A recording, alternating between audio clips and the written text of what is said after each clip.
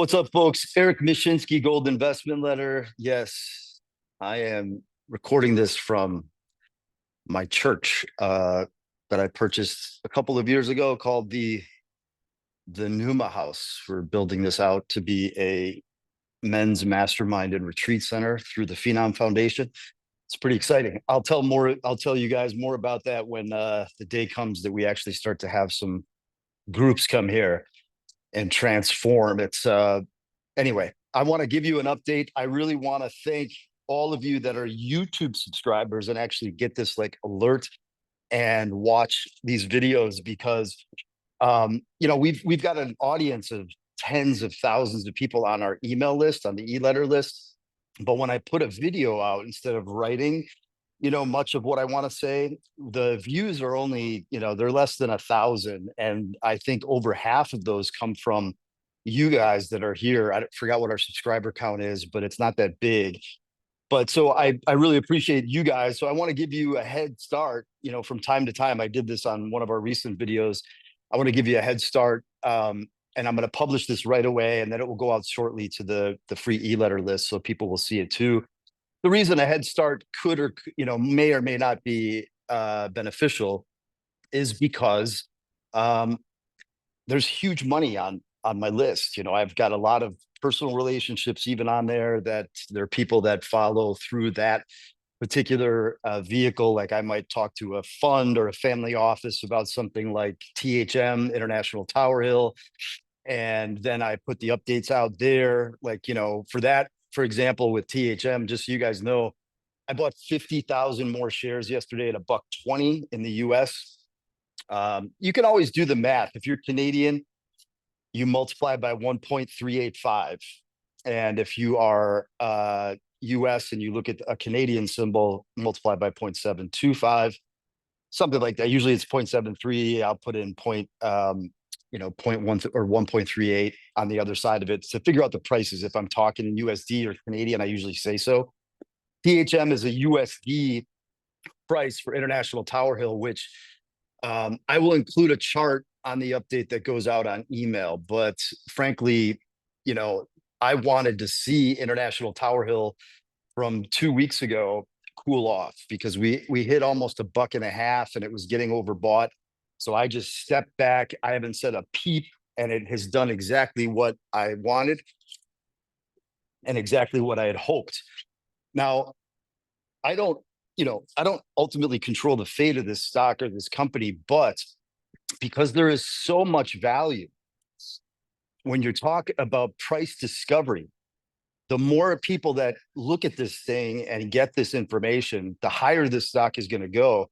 And I'm the only one preaching about this out to new investors because the company is kind of entrenched. They have huge shareholders. Four of the best and biggest institutions in the world own over 70% of the company. They continue to fund it and have for the last decade. So they don't need anybody or anything. We're talking about, it's not official. It's over 13 million ounces in the resource category, tons of, multi-millions in the reserves. But, when you go back 10 years, 12 years before they changed some of the spacing needed for 43-101s, there was over 20 million ounces of gold here. There are over 20 million ounces of gold here. I'll just say that that's not 43-101, but there is. And so even if we take the 13.6 or whatever it is and look at this market cap, my feel on this deal is the same as what I told you before. It's minimally going to $3 USD. That's more of a technical target, which is why I look at charts and they are very helpful.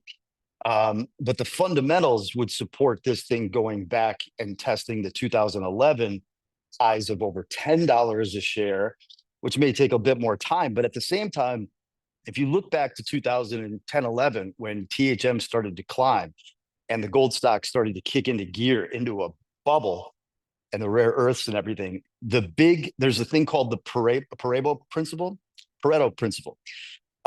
which is that it's 80-20. So and I apply it to bull markets and bear markets, but 80% of the big move happens in the last 20% of time.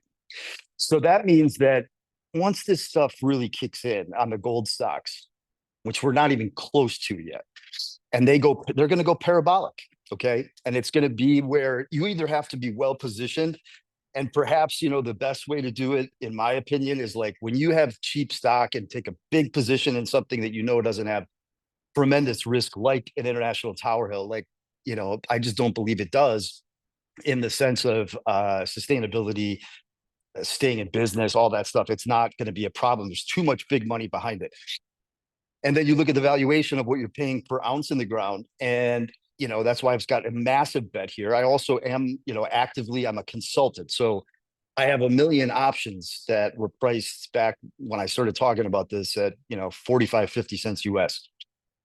But I also have an incentive to get another million options. I believe it's between December and May, where the stock has to be over $1.50, and it has to outperform the GDXJ by 25% over a 20-day VWAP. No problem. We're doing that quite well. Thank you very much. But, I'm not going to tell people just to keep buy. I tell my people to take profits as well. There's going to be plenty of money that comes into this deal. In fact, we're early. And so that's my job. If I'm, you guys look at me like a newsletter writer, and that's fine. And I am, but I'm a professional speculator, investor, and trader. And I share what I do.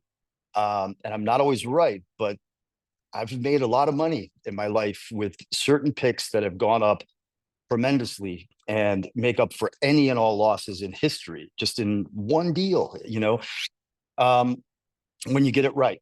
And I know that I will get more and more right, and I'll get more and more wrong. But if you're looking for ideas that are of high quality, that's what I come here for. So anyway, I'm very confident International Tower Hill is on its way.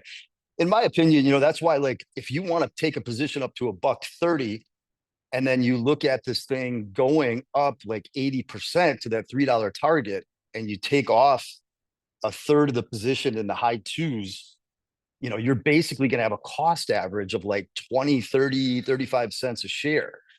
And then you can afford to, like, it could come back down to $1. It doesn't matter. I mean, or, you hold a lot of that for when it goes to 7 or 8, sell off another third, or it goes to 9, sell 9, 10, sell off another third, and then hold the last third or a quarter to see if this thing goes to new highs, which it will, I think, basically. Eventually it will.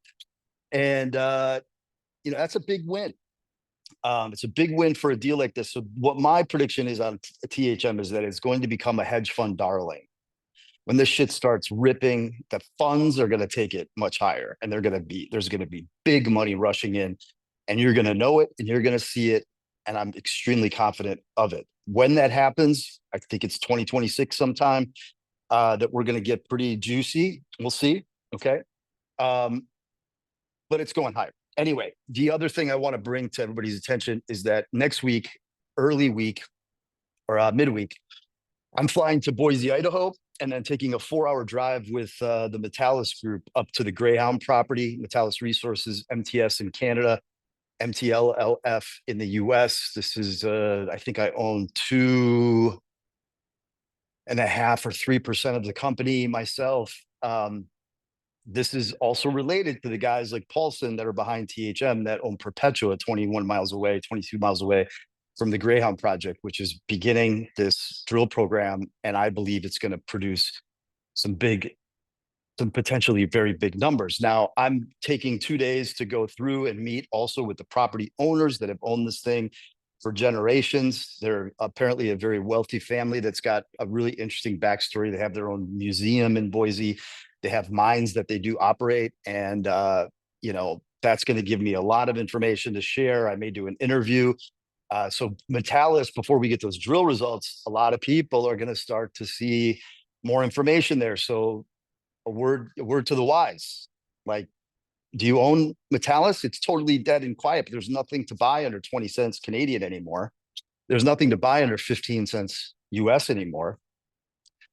And if they hit, because of the low market cap, this is a multi-dollar stock. It's a dollar plus stock, is what I've always said when we re-entered Metalis like over a year ago when it was a nickel. So, you got to have a good position in Metallis. I'm going to give you a brief plug here.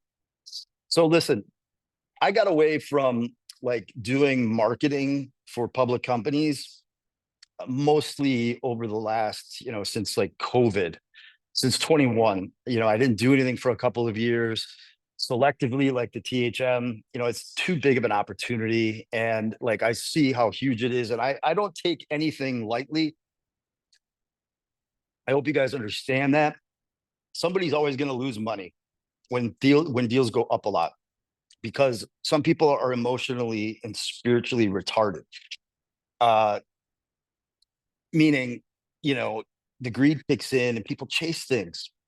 And then the fear kicks in and people sell things at nothing. And I try my best to give you guys parameters, like buy this up to. So like Metallis, you can buy all you'd like up to 25 cents Canadian. At least, okay? You can buy it up to 25 cents Canadian. It's at 21. You got to buy offers too, guys. Like if you want a position in illiquid stocks, you got to buy offers, go high bid, sit there, go up a little bit more, get half of what you want, and then you can play around a little bit more with the rest of it. But this thing isn't pulling back. Sorry. The ones that I take on though, like Strathmore plus uranium, SUU in Canada, SUUFF in the US, which is at 22.5 cents Canadian, 16 cents in the US side. This is just such a no-brainer. I'm not going to give you a lot of details right now, but for those of you that want to have some proactivity, go do your homework on SUU, because this is another one of these ISR uranium plays with their Agate project in Wyoming, which is, arguably the best state for this type of stuff right now in the US. We're going to see, and they're drilling right now, we're going to see like 5-10 million ounces or pounds of uranium, and something like $10-15 on a buyout, which probably takes SUU back to 60 to 70 cents to $1 plus on a buyout, which I believe will happen in 2026. These things are going to get consolidated. Uranium stocks are going to heat up quite a bit. They've been in a bull market, but they have not been in a bubble frenzy phase 3 peak.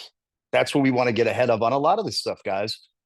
Most of the returns in my experience come from where you are in a bull or a bear market. And right now, it's like you're not buying the bottoms of things, but you know that they're in bull cycles. So which phase are they in? There are typically 3 phases of a bull market. And I believe we're in phase 2. And phase 3 is the bubble time. That's the crazy time. And at that point, that's when you need to be aggressive with taking profits and moving it around, moving it over into cash and maybe other sectors that are cheap. We'll deal with that at the time. But the whole opportunity any of us have been waiting for the last 15 plus years in gold stocks and uranium stocks and copper stocks and mining stocks and silver, it's here, but you have to pounce now and get ahead of the real move. Like even if you look at like a First Majestic around $8, $9, I mean, that stock is going to probably go back to its old highs at a minimum, which is in the mid 20s to triple. It's not going to change your life, but I don't think there's a lot of downside risk. And, you're going to have to sell it properly. And it could go to 100. Depends on what silver does. I mean, remember, a lot of these are previous highs in a bear market or in the last year or a year and a half or two, not even looking at, back to 2010, 11, where would it go? And that was with gold at, 1900 as a high instead of where we are today at 3350. And so where does gold go from here? I mean, if it does make another break higher and goes towards 4,000, this stuff is going to get nuts. But I don't think gold even has to go higher. I'd love to see just more consolidation. The value is everywhere, but you've got to go shopping ahead of the crowd. But I am officially engaged. What I wanted to say is with Strathmore. So this is just one that I decided. The chairman, Deb Rondawa, is a friend, and he's done tons of transactions. He sold Fission Uranium. I believe they closed on it in January for 1.1 billion Canadian, bought out by Paladin. And he's done multiple $100 million plus transactions. This is a spinoff from Fission. It's their their group of companies. It's the ISR play in the US, which I love. If some of you have been around, one of our biggest winners ever was Encore Energy that we bought like at 5 cents to up in the teens for 2.5 years. I was a bit early on the bottom.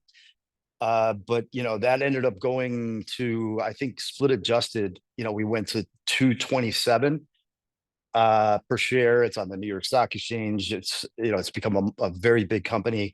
It took a little time, but we hit huge. And some of us that got, part of the placement, the warrants. I mean, you're talking about stock from 5 cents, even if it was just to the $2 level, it's 40x plus a warrant.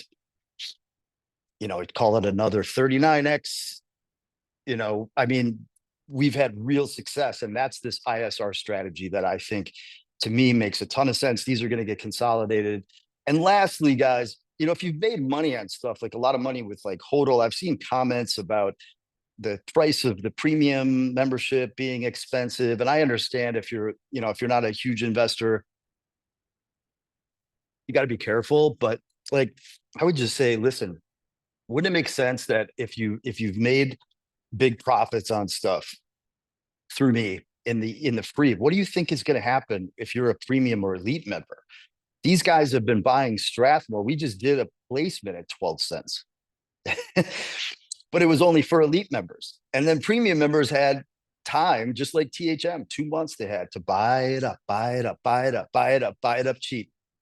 And I mean, we're talking under 70 cents THM, under 50 cents to start. So like, I take care of people that put their hard-earned money towards me, and what better time? People I know, somebody had tweeted, I think, that they made a couple $1,000% on HODL. But why wouldn't that person, because even if you bought like $100 worth of that stock, you can afford to buy premium for 6 months. Go buy it. I mean, it's like a now or never situation. Why wouldn't you do it now? I mean, people will start piling into that service when the market tops. And I'm going to say, hey guys, like, I'm not doing shit right now. Stay premium for when I do. I'll talk to you soon. Right now, we are active, and we have a lot of shit popping off, and we've had a lot of stuff starting to move, but the best is yet to come. So I just wanted to encourage you guys, if you want to get serious, like even smaller investors. Somebody talked about me, like said something derogatory. I think it was to the effect of like, Eric says he's for the small guy, but blah, blah, blah, blah, blah. I don't know what that point was, but I'm for anybody that wants to bet on Gold Investment Letter, and anybody who, gives hard-earned money, invests hard-earned money based on some information from me. I take that very seriously, and I'm very grateful for that. And I do my best, to help people. A lot of times what happens with a lot of the content, the big thing, somebody with the tweet on the cypherpunk / Soul Strategies that said, I wish we knew when to sell, or something, when you'd say when to sell. Elite premium members were very clearly informed when I was out of 95% of cypherpunk, which was right when it went to $6 Canadian. I had sold all the way up.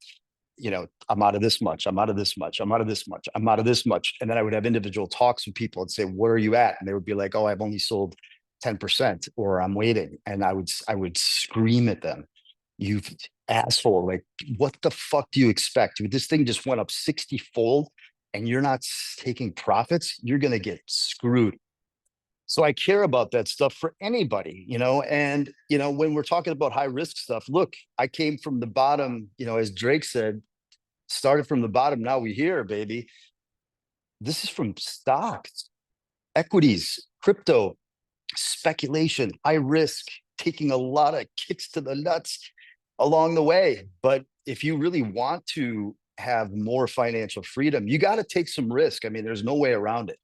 And that means losses in some cases. When you're dealing with these small venture companies, you have to know how to do it right, how to approach it right. You never go into 1 or 2 stocks with all your money. Don't ever do that stuff, man. That's rookie action. Okay. Anyway, have a great day. Cheers. I hope you enjoyed it.